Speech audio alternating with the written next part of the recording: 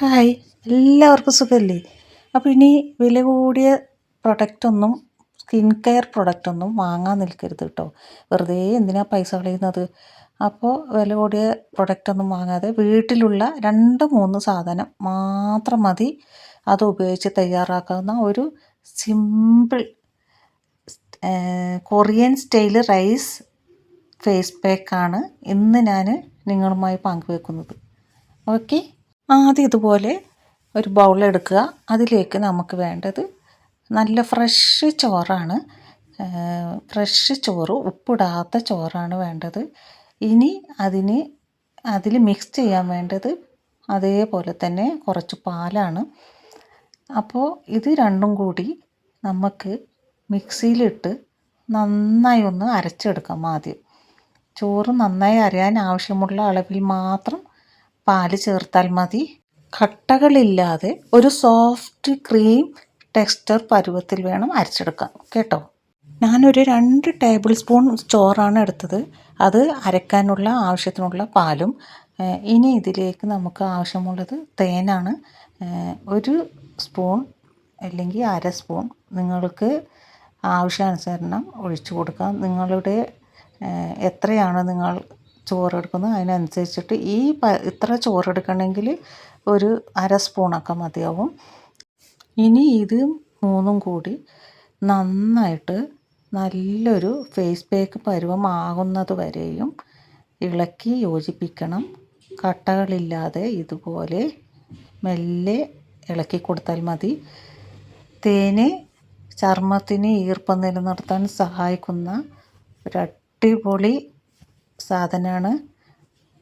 Pack കൂടുതൽ smooth ആകുകയും ചെയ്യും തേൻ യൂസ് ചെയ്താൽ. ഇത് അപ്ലൈ ചെയ്യുന്നതിൻ്റെ മുമ്പ് ഫേസ് നന്നായി വൃത്തിയാക്കണം. ഇങ്ങനെ വൃത്തിയുള്ള ചർമ്മത്തിൽ ഒരേപോലെ തേച്ച് കൊടുക്കാം. മുഖത്തും കഴുത്തിലും ഉപയോഗിക്കാം. എന്നാൽ ആദ്യം കയ്യിൽ ചെറിയൊരു ഭാഗത്ത് പരീക്ഷിച്ച് നോക്കുന്നത് നല്ലതാണ്, പ്രത്യേകിച്ച് സെൻസിറ്റീവ് സ്കിൻ ഉള്ളവർ.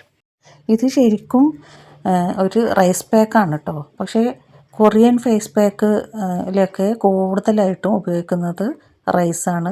റൈസ്, ചോറ് എന്ന ഇങ്ങനെയുള്ള സാധനങ്ങളാണ് കൊറിയൻ ഫേസ് പാക്കിൽ കൂടുതലും ഉപയോഗിക്കുന്നത്. അതുകൊണ്ട് തന്നെ ഇത് കൊറിയൻകാരുടെ ഫേസ് പാക്കാണെന്ന് പറയാം.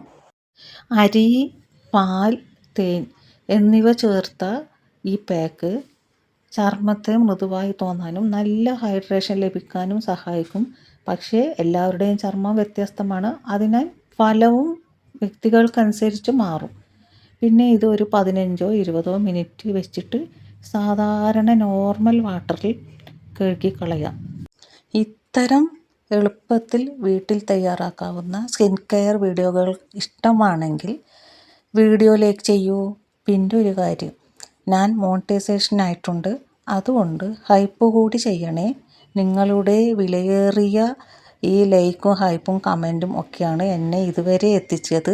നിങ്ങളുടെ സ്നേഹത്തിന് ഒരുപാട് നന്ദി. എൻ്റെ കട്ട ചങ്ക് ഫ്രണ്ട്സുകൾ, യൂട്യൂബിൽ തന്നെ എന്നെ ഹെൽപ്പ് ചെയ്യുന്ന ഒരുപാട് നല്ല ഫ്രണ്ടുകളുണ്ട്. അവരെല്ലാവരും സപ്പോർട്ട് ചെയ്ത കാരണമാണ് ഞാൻ ഇങ്ങനെ ഇതുവരെ എത്തിയത്. ഇനിയും നിങ്ങളുടെ എല്ലാവരുടെയും സ്നേഹവും സഹകരണവും എല്ലാം എനിക്ക് ആവശ്യമുണ്ട്. നിങ്ങളുടെ അഭിപ്രായങ്ങൾ കമൻറ്റിൽ അറിയിക്കണേ. പിന്നെ ഇനിയും ഇതുപോലെയുള്ള വീഡിയോകൾക്കായി എൻ്റെ ചാനൽ സബ്സ്ക്രൈബ് ചെയ്യാൻ മറക്കല്ലേ. നന്ദി എല്ലാവർക്കും. See you next video. Thanks for watching.